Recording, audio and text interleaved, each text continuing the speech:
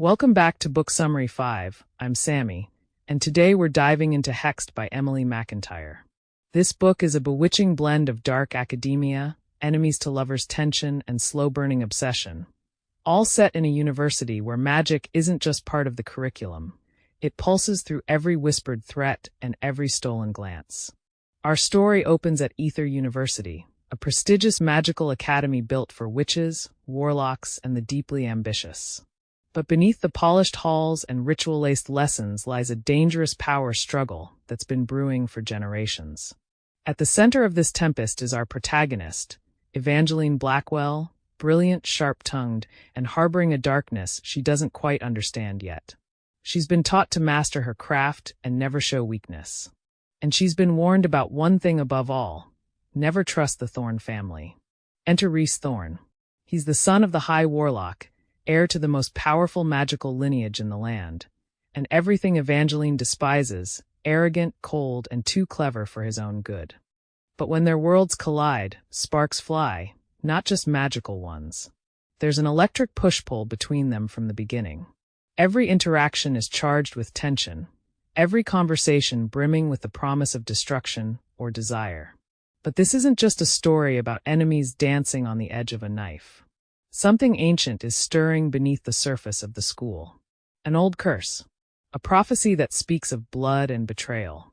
And as Evangeline digs deeper, she realizes that her own past is far more entwined with the Thorne family than she ever imagined.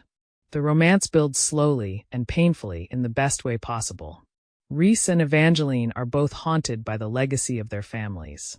They were raised to hate each other. Yet in every stolen moment, between magical duels and whispered confessions, they discover a mirror in one another. A shared hunger for truth, for power, for connection. Rhys, with all his walls, is a man torn between duty and longing. And Evangeline, despite her fierce independence, finds herself craving someone who sees her beyond the roles she's been forced to play. Emily McIntire doesn't rush this relationship. She lets it simmer. And that's what makes it so delicious. The moments of vulnerability between them feel earned. You're not just watching two characters fall in love, you're watching them unravel, and then choose each other, piece by piece, in spite of everything that should keep them apart. Meanwhile, the magical world is rich and atmospheric. Hexes, blood magic, ancient texts, secret societies, it all feels lush and layered. But it's the emotional stakes that hit hardest. Evangeline isn't just trying to survive the power games of Ether.